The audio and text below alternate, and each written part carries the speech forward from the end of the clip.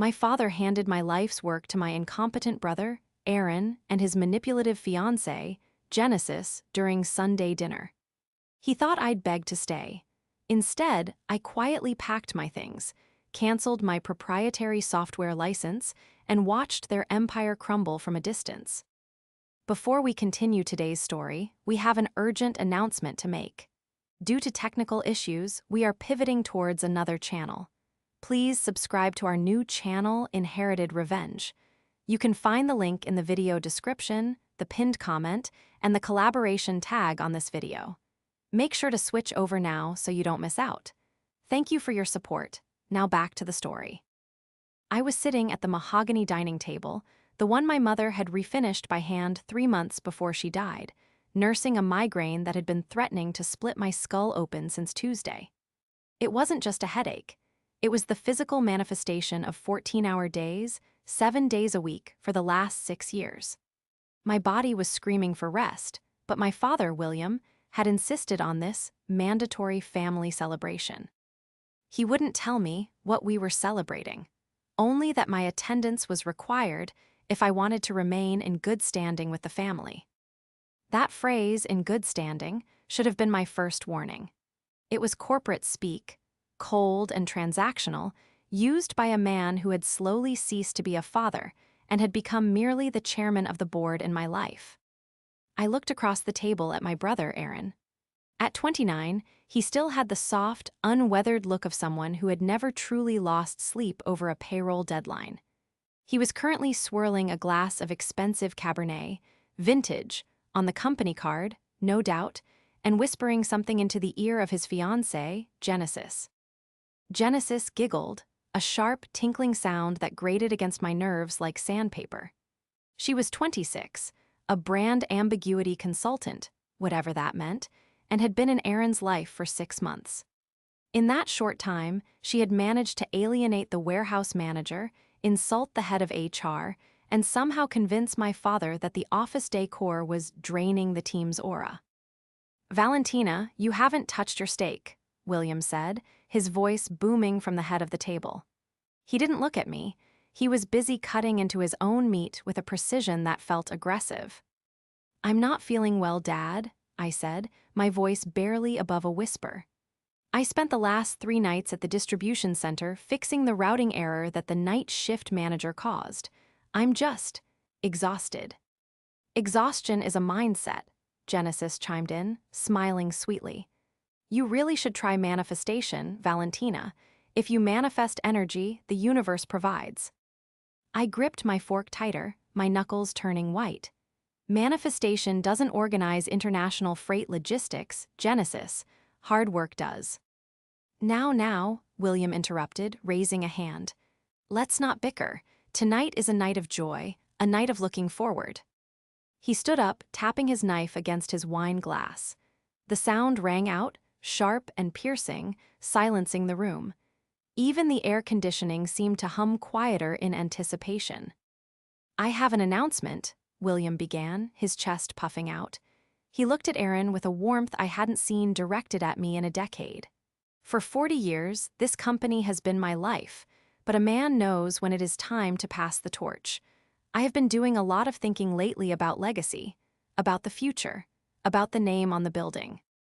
My heart hammered in my chest. This was it.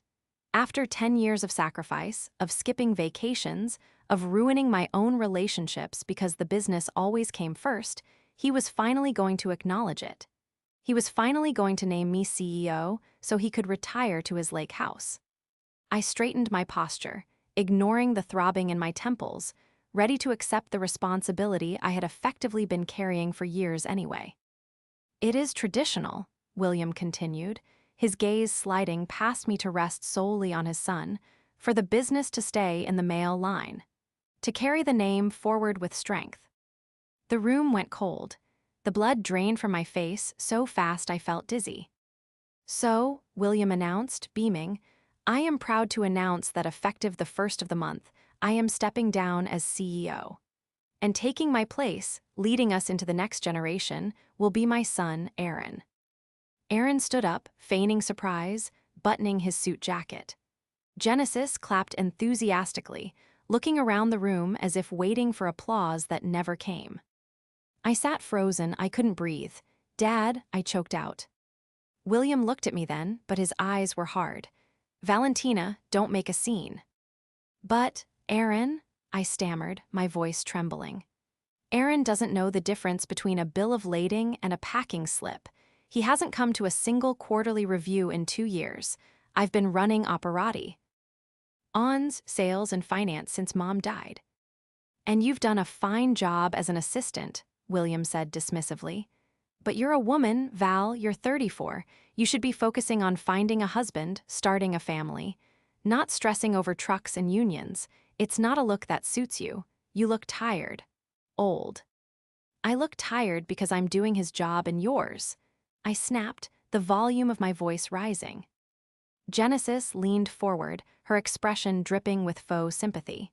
"See, this is exactly why a man is better suited for leadership. You're too emotional, Valentina. You're hysterical." "I am not hysterical." I stood up, my chair scraping loudly against the floor. "I am the only reason this company isn't bankrupt. Who secured the Amazon contract? Me. Who renegotiated the fuel surcharges when oil spiked? Me.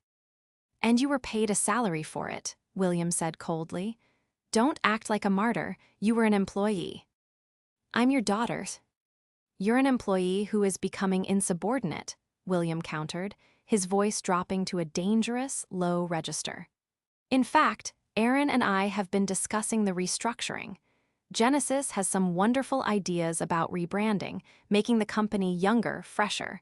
And we all agree that your management style is outdated, rigid." Aaron cleared his throat, trying to look authoritative but just looking like a child playing dress-up in his father's clothes. "Yeah, Val, we think it's best if you step aside completely. We need a clean slate. No bad vibes." "You're firing me?" I asked, the words tasting like ash in my mouth. "We're letting you go," William corrected. "Pack your things. You have until noon tomorrow to clear your office. I want your keys and your company laptop on my desk before you leave the building." I looked at them, my father, who I had worshipped, my brother, who I had protected, and this stranger, Genesis, who was smiling like the cat who got the cream. The betrayal wasn't just professional.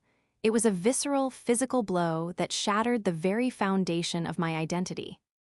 "Fine," I whispered, the fight suddenly draining out of me, replaced by a cold, numbing clarity. "I'll go." "Good," William said, sitting back down and spearing a potato. "Now, Aaron, tell us about this yacht trip you're planning for the executive retreat." I turned and walked out of the dining room. As I reached the doorway, I heard Genesis whisper, loud enough for me to hear, "Finally, now we can really start making money." I walked to the front door, my hand trembling as I reached for the knob.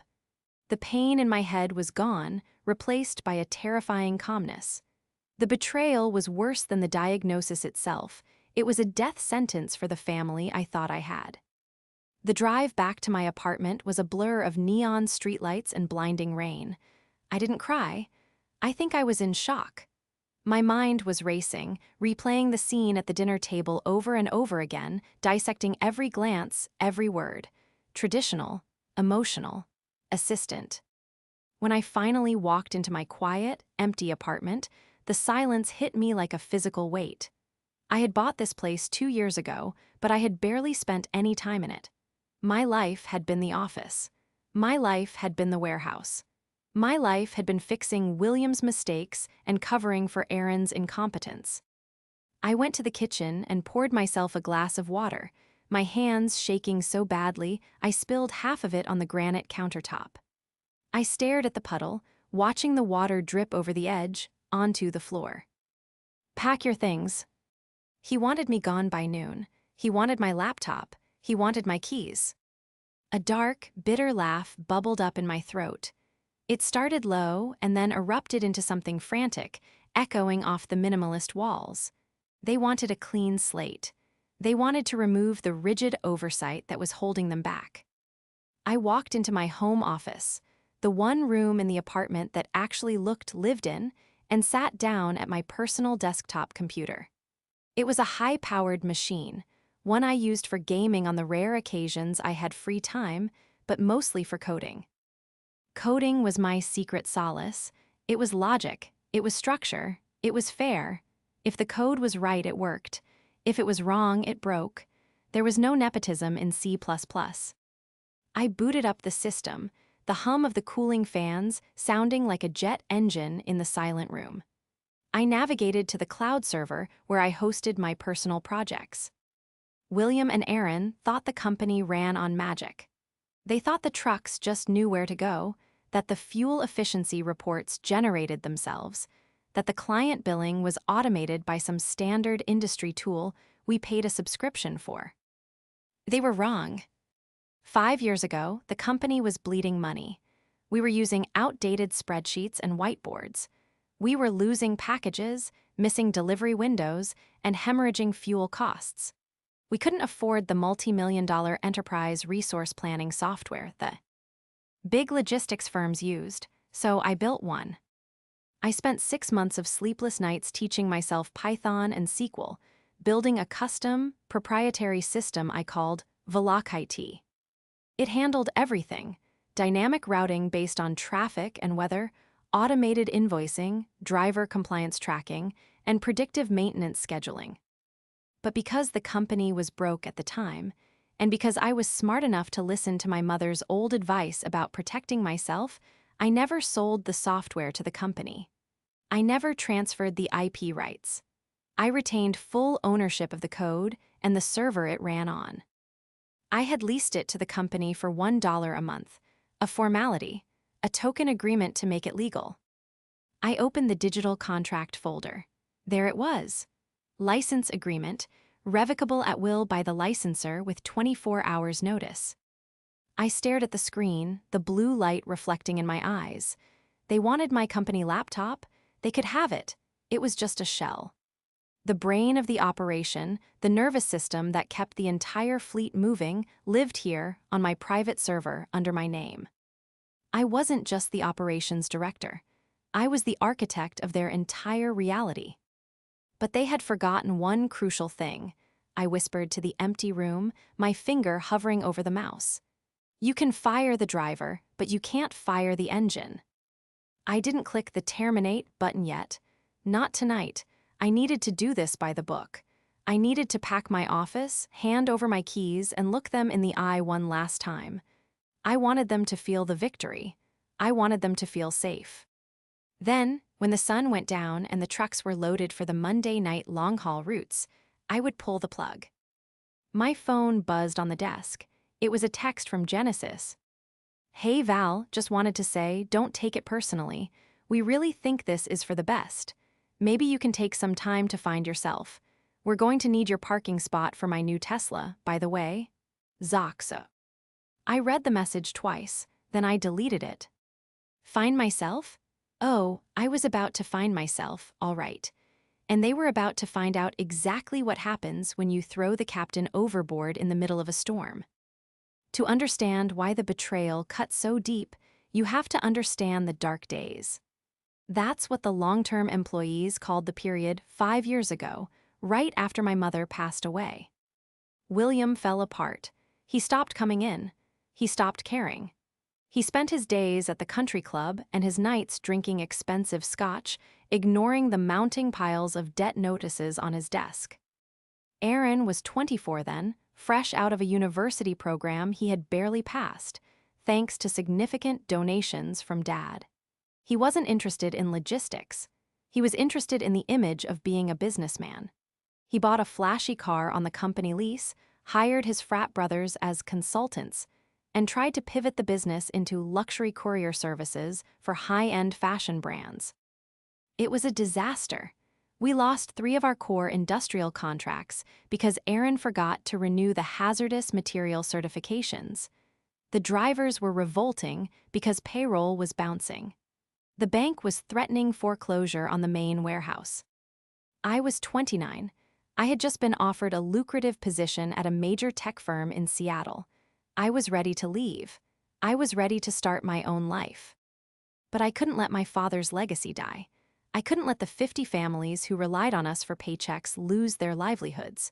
So, I turned down the job in Seattle. I moved back into my childhood bedroom to save rent money. I fired Aaron's friends. I liquidated my own 401k to cover payroll for 2 months while I renegotiated our debt with the bank. I saved them. I clawed the company back from the brink of death, inch by inch, dollar by dollar. I built Velocity during that time because we had no other choice. We needed efficiency to survive. William eventually came back to work, claiming credit for the turnaround, saying he had steered the ship through rough waters. I let him say it. I didn't care about the credit. I cared that the company was safe. And now, here was Genesis. I had met her 6 months ago when Aaron brought her to the office to shadow him. She wasn't a logistics expert. She wasn't a business consultant. Her LinkedIn profile listed her as a holistic brand architect and influencer. Her Instagram was full of photos of her posing in bikinis on beaches, holding products she was paid to promote. From day one, she looked at me with disdain. I wore sensible pantsuits and kept my hair in a bun. I wore little makeup. To her, I was invisible. I was the help. "Your office has terrible feng shui," she had told me the first time we met, wrinkling her nose at my stacks of shipping manifests. "It's blocking your abundance." "My abundance comes from the profit margins I generate," I had replied dryly. She had narrowed her eyes at me then, a look of pure, calculating malice that vanished the second Aaron walked into the room, replaced by a doe-eyed, helpless expression. "Babe, your sister is being so intense," she had whined, clinging to Aaron's arm. I was just trying to help. Over the last few months, I had watched her slowly isolate Aaron. She convinced him that the warehouse manager didn't respect him. She convinced him that he deserved a higher salary despite doing less work. And slowly, insidiously, she had started working on William. She flattered him. She called him a visionary. She told him that the company needed a young, masculine energy to compete in the modern world. She played into his insecurities about aging and his archaic views on gender roles. She was the architect of my exile, I knew it. Aaron was the weapon, blunt and dull, but she was the hand aiming him. The morning after the dinner, I arrived at the office at 8:00 a.m. sharp. The security guard, Mike, tipped his hat to me. "Morning, Miss Valentina. Heavy rain coming in tonight," he said. "It certainly is, Mike," I said, a sadness in my chest. Mike had 3 kids. If Aaron and Genesis tanked the company, Mike would be out of a job. I walked into my office. It was already different. My nameplate had been removed from the door. Inside, Genesis was sitting at my desk. My desk. She was spinning in my ergonomic chair, holding a tape measure. "Oh, hey," she said, not bothering to get up. "I'm just measuring for the new chaise lounge. We're going to turn this into a relaxation pod for Aaron. He needs a space to decompress." "Get out of my chair," I said, my voice low. "Technically, it's company property," she smirked. "And as of noon, you're trespassing." "It's 8:15, Genesis. I have 4 hours, get up." She rolled her eyes but stood up, smoothing down her designer skirt. "Fine, but hurry up. The painters are coming at 1. We're going with tranquil beige." "Where is William?" I asked, refusing to call him Dad. "He's at the lawyer's office," she said, examining her nails. "Transferring the shares to Aaron. It's a big day. We're ordering champagne for lunch.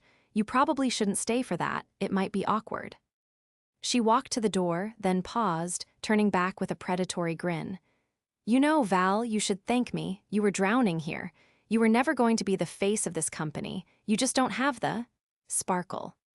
"Sparkle doesn't pay the bills, Genesis," I said, opening a cardboard box and starting to put my framed degree into it.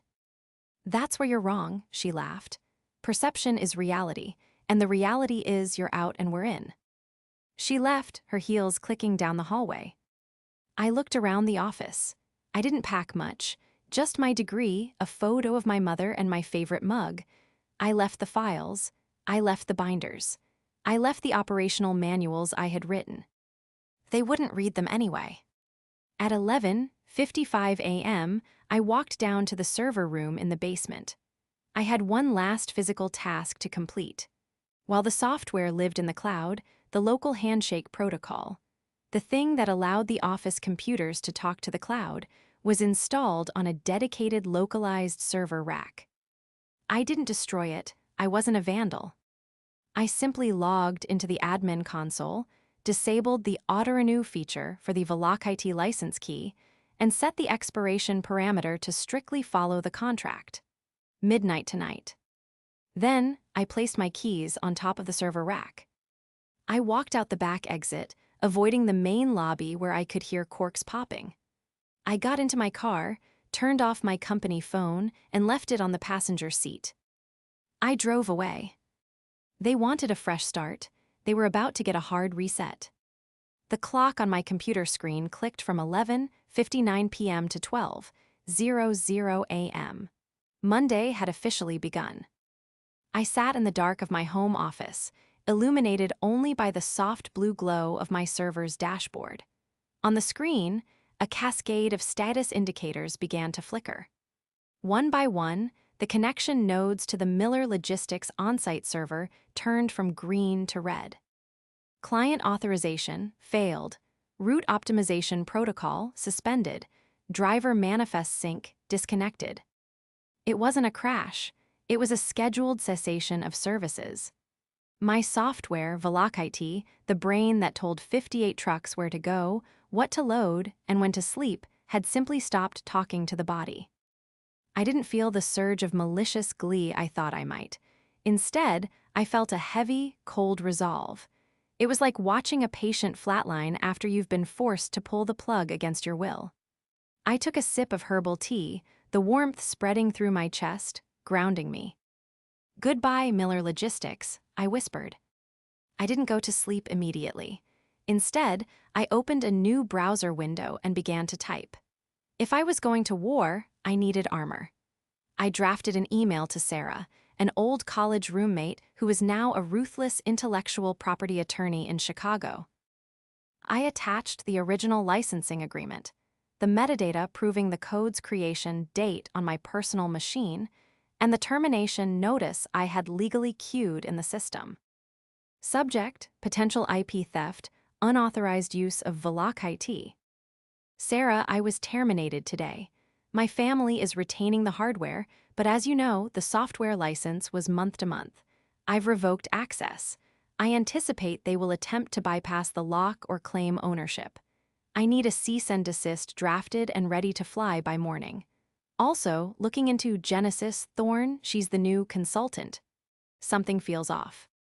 I hit send. The first text message arrived at 3:17 a.m. It was from the night shift dispatcher, a good man named Elias. "Miss Val, the screens just went black, all of them.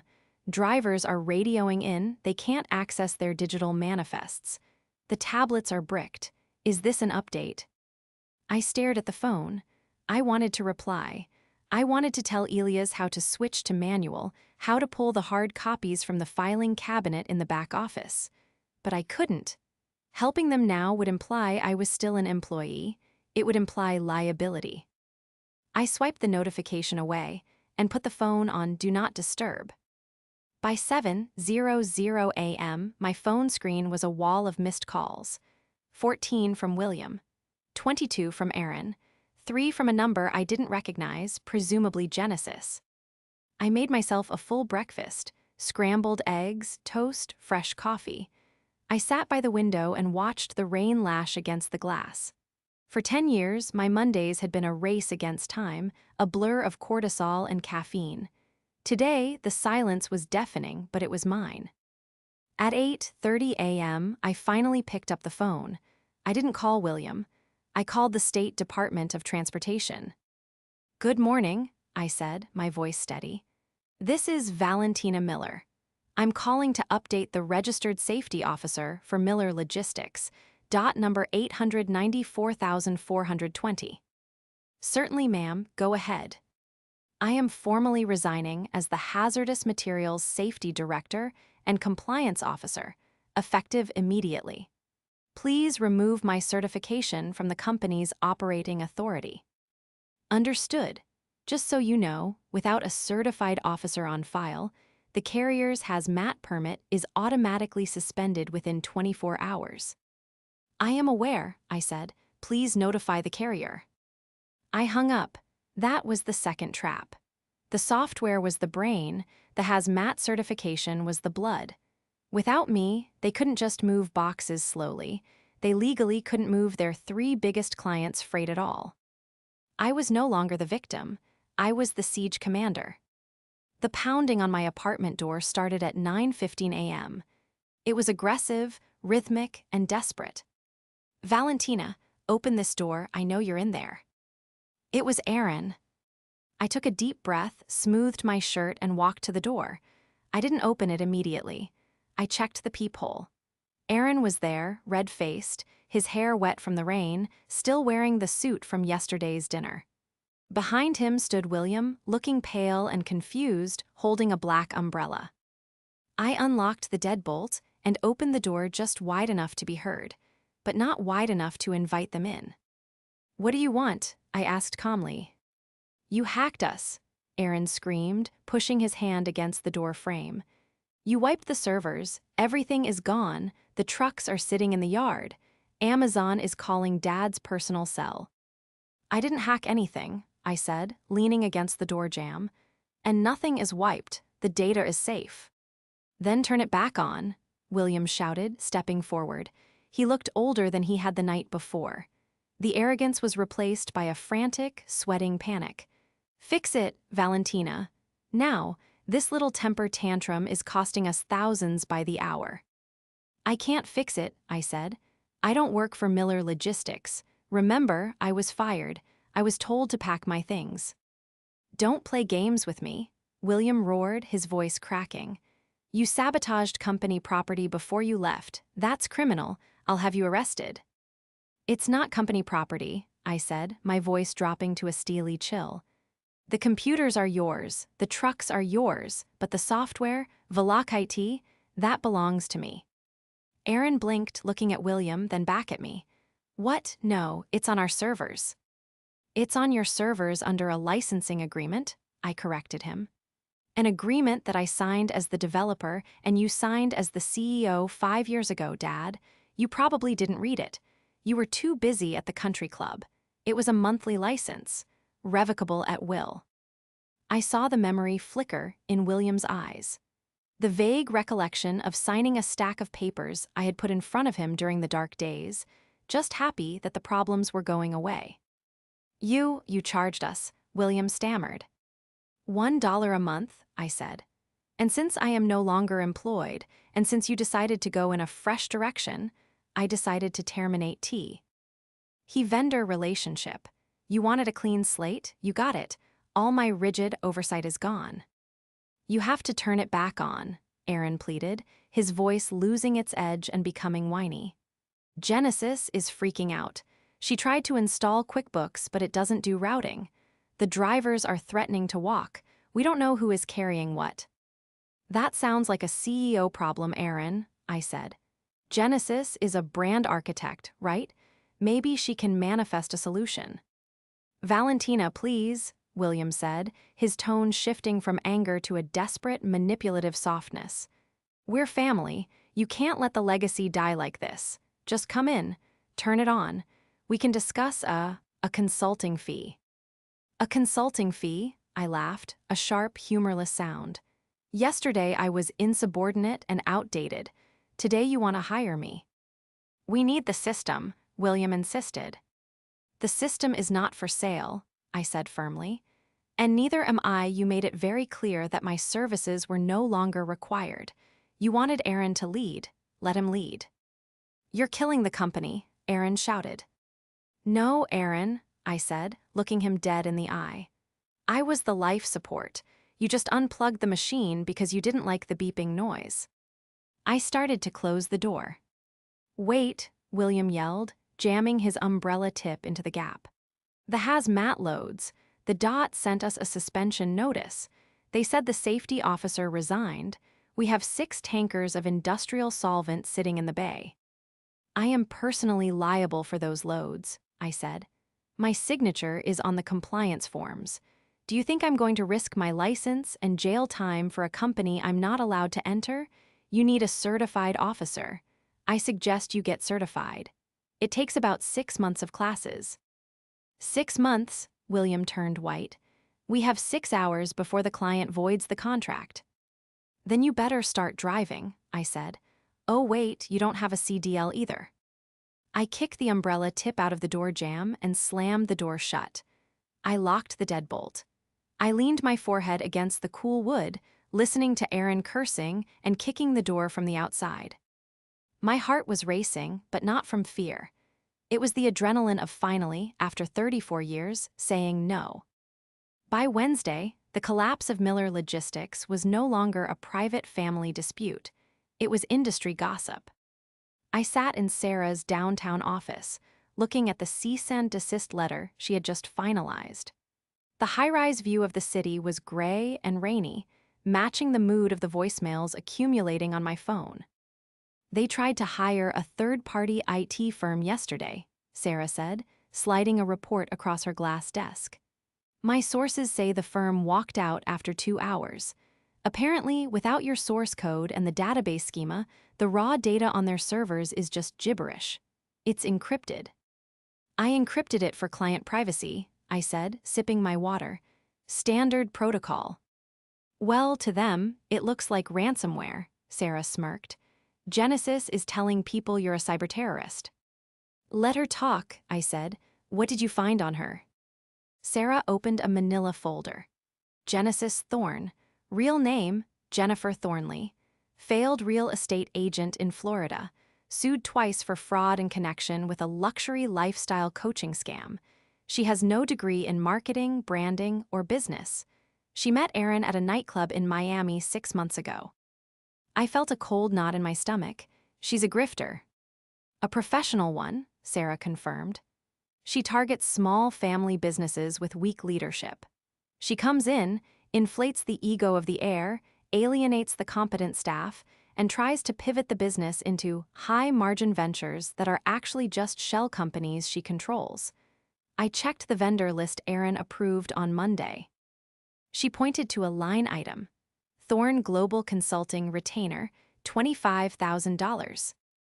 They paid her $25,000 on the first day, I asked, incredulous. And another $50,000 for rebranding assets, Sarah added. They are draining the operating capital, Valentina, fast. My phone buzzed. It was a picture message from Elias, the dispatcher. It was a photo of the main warehouse floor.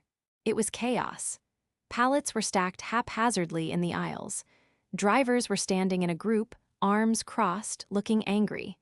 In the background, I could see Aaron standing on a crate, shouting something, while Genesis filmed him with her phone.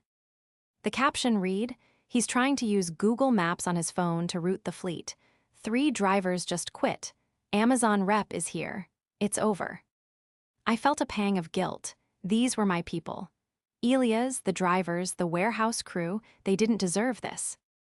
They're going to crash it into the ground by Friday, I said quietly. That's the plan, Sarah said. Grifters like Genesis don't build, they strip mine. She'll take the cash, blame the failure on your sabotage, and move on to the next mark. Unless. Unless what? Unless we expose her, Sarah said. But to do that, you need to get William to listen. And right now, he thinks you're the villain. He won't listen to me, I said. He's too proud. He might listen to the bank, Sarah suggested, or the clients. Just then, my phone rang again. It wasn't William or Aaron. It was Mr. Henderson, the regional VP of logistics for Amazon, our biggest client. I looked at Sarah, she nodded. Answer it. Hello, Mr. Henderson, I said, putting it on speaker. Valentina, his voice was clipped and professional, but I could hear the tension. I'm standing in your father's office. He's telling me some story about a server migration and Russian hackers. But my doc manager tells me your signature isn't on the latest hazmat manifests. And frankly, Aaron just tried to explain our SLA to me, and he clearly has no idea what he's talking about. Where are you? I'm no longer with the company, Mr. Henderson. I was let go on Sunday. There was a long silence on the other end. Let go. You're the only reason we renewed the contract last year. I appreciate that, sir, but the new management decided to go in a different direction. The direction they are going is off a cliff, Henderson said bluntly. I have freight sitting on your docks that needs to be in Ohio by tomorrow morning. If it doesn't move, I'm voiding the contract for breach of performance. I'm pulling the exclusivity clause. I heard William's voice in the background, muffled and frantic. Mr. Henderson, please, it's just a technical glitch. It's not a glitch, William, Henderson barked away from the phone. Then he came back to me.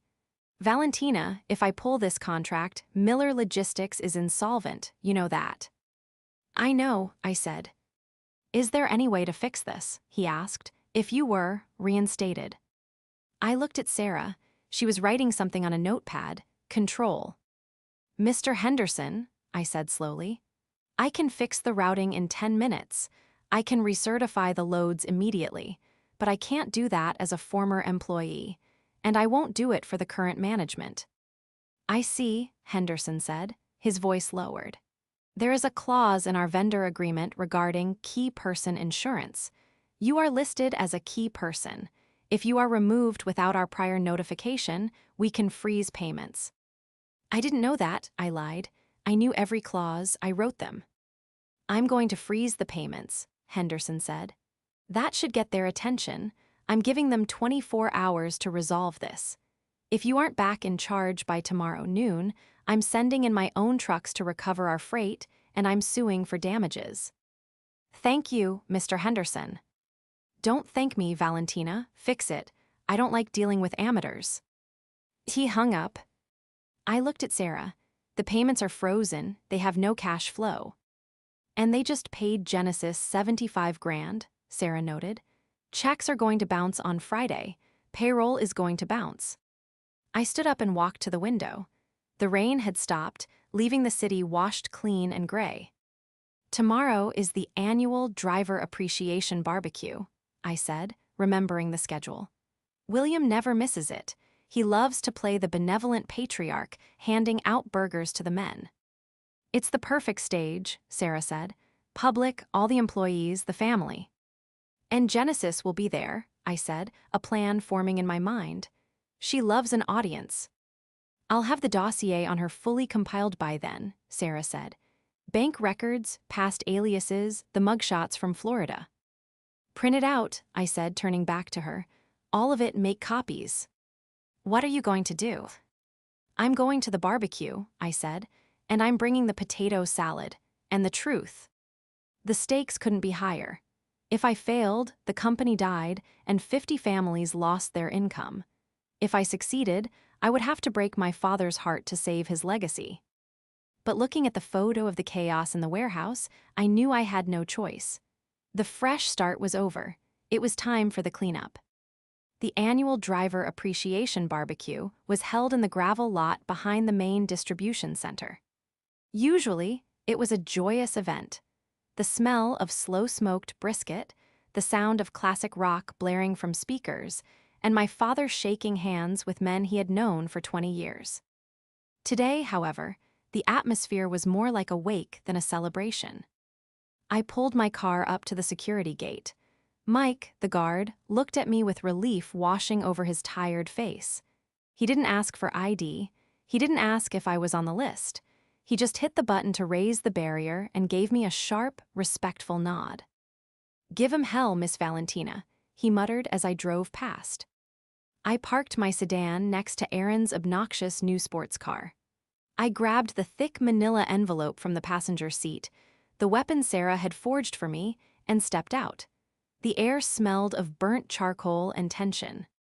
Walking toward the crowd, I saw them, the drive. RS were huddled in tight groups, whispering, their arms crossed defensively. The warehouse staff looked sullen. And there, on a makeshift stage made of pallets, stood William, Aaron, and Genesis. Genesis was wearing a white designer dress that cost more than most of these men made in a month. She was holding a microphone, her voice shrill and amplified, echoing off the corrugated metal walls of the warehouse. And we know there have been some hiccups with the new digital transition, she was saying, flashing a bright, fake smile. But change is messy. That's just the universe clearing out the old energy to make room for abundance. We have big plans for a mindfulness lounge in the break room. We don't need a lounge, we need our route sheets. A driver shouted from the back. And our overtime pay, another yelled. William stepped forward, taking the mic from Genesis. He looked terrible. His skin was gray, his eyes sunken. He was trying to project strength, but he looked like a captain whose ship was already underwater. "Now, boys, settle down," William said, his voice shaking slightly. "We are working on the technical issues. It's a complex migration. We've been targeted by external bad actors, but we are a family here. And families stick together through the hard times." "We aren't family if the checks bounce, William." Old Man Miller, no relation, our longest-tenured driver, barked. "The checks won't bounce," Aaron shouted, stepping up. "We have plenty of capital. My father built this company from nothing." "Actually," I said, my voice carrying clearly across the sudden silence of the gravel lot, "Mom built the books. I built the systems. You just built a mountain of debt in 3 days." The crowd parted like the Red Sea as I walked toward the stage. I didn't shout. I didn't run. I walked with the steady, rhythmic cadence of a woman who had walked these floors for a decade. "Valentina," William gasped, the microphone dropping to his side. "What are you doing here?" "She's trespassing," Genesis shrieked, pointing a manicured finger at me. "Security, Mike, get her out of here. She's the one who hacked us. She's the toxic energy." Mike, standing by the gate, crossed his arms and looked at the sky, suddenly very interested in a passing cloud. I stopped at the base of the pallet stage. I looked up at them, the triumvirate of incompetence. "I didn't hack anything, Genesis," I said, loud enough for every driver to hear. "I just took back what was mine. Velocity is my intellectual property. And since I was fired, I took it with me. That's business." "You're holding the company hostage," Aaron yelled, his face turning a blotchy red. "No, Aaron, I'm stopping you from driving it off a cliff." I climbed the stairs onto the stage. Genesis tried to block me, but I stepped around her as if she were a traffic cone. I turned to the crowd. "How many of you have received your direct deposit notifications for tomorrow?" Silence. "That's what I thought," I said. "And you won't.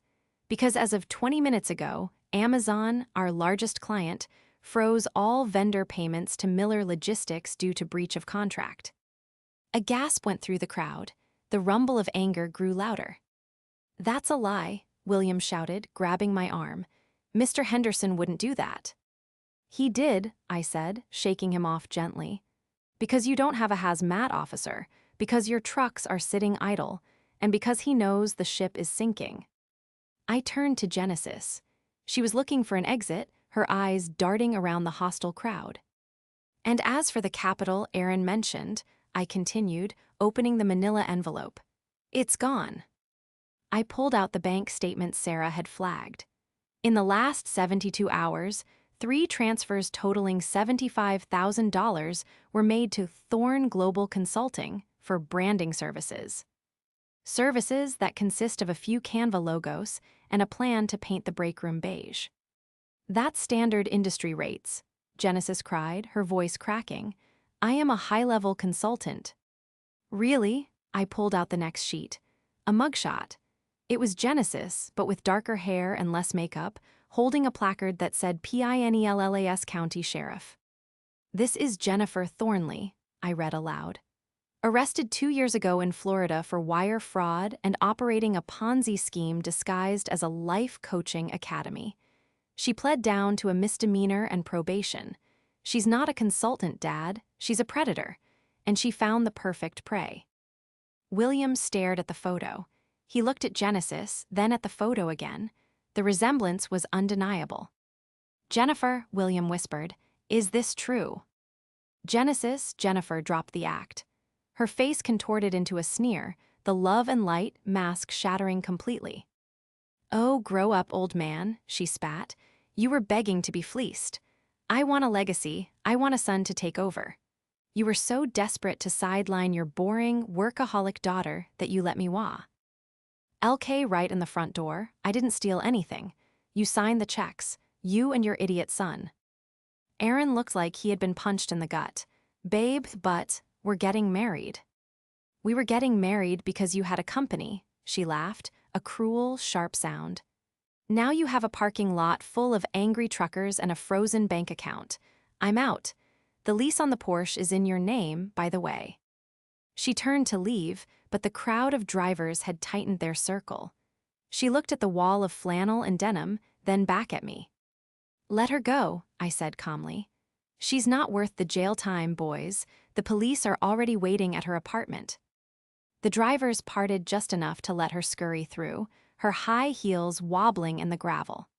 She disappeared toward the gate, leaving a trail of expensive perfume and ruined dreams. Silence descended on the stage. Aaron sat down on a stack of pallets, his head in his hands, weeping. Not a dignified cry, but the sobbing of a child who had broken a toy he couldn't fix. William stood frozen. He looked at the drivers, who were staring at him with a mix of pity and contempt. He looked at the empty spot where Genesis had stood. And then, finally, he looked at me. He looked old, defeated. The arrogance of the Sunday dinner was gone, replaced by the terrifying realization of his own foolishness. Valentina, he croaked, the payroll, the Amazon contract, is it really over? The contract is void at midnight, I said. The payroll runs at 5:00 p.m. today. If the system isn't up, the bank won't process the batch. He looked at his watch. It was 2:00 p.m.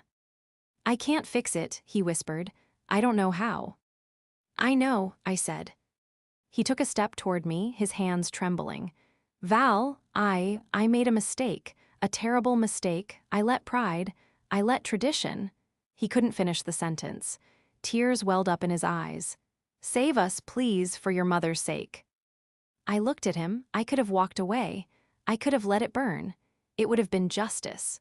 But looking at the faces of the drivers, men like Miller, who had taught me how to drive a stick shift, men who had brought casseroles when Mom died, I knew I couldn't punish them for my father's sins. I will save it, I said, my voice hard and absolute. But not for you, and not as an employee. Anything, William said. Name it. 51%, I said. Controlling interest. I become CEO effective immediately. You retire officially. No board seat, no veto power. You go to the lake house and you stay there. William nodded, a tear tracking through the dust on his cheek. Done. And Aaron, I said, looking down at my brother. He looked up, eyes red. Val, I'm sorry, she manipulated me. She did, I agreed. But you let her. You wanted the title without the work. So, if you want to stay in this family business, you're going to learn it, from the bottom. What do you mean? Aaron sniffled.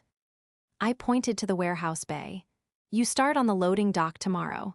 Shift starts at 4:00 a.m. You answer to the shift manager. If you're late once, you're fired. If you complain once, you're fired. Aaron looked at the warehouse, then at his soft, uncalloused hands. He nodded slowly. Okay. I turned back to the crowd of drivers. They were watching, waiting. Mike, I shouted to the security guard, open the main server room. I sat down on the edge of the stage, opened my laptop, and connected to the local Wi-Fi. The crowd held its breath. My fingers flew across the keyboard. I accessed the remote admin panel. I entered my encryption key. I typed in the command I had written 3 days ago. Reinitialize system. VLOCAT restore license. Permanent sync HAZMAT certificates. V Miller active.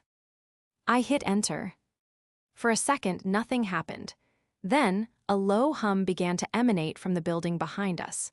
The warehouse lights flickered and steadied. And then, a sound like a wave crashing. 50 cell phones pinged simultaneously.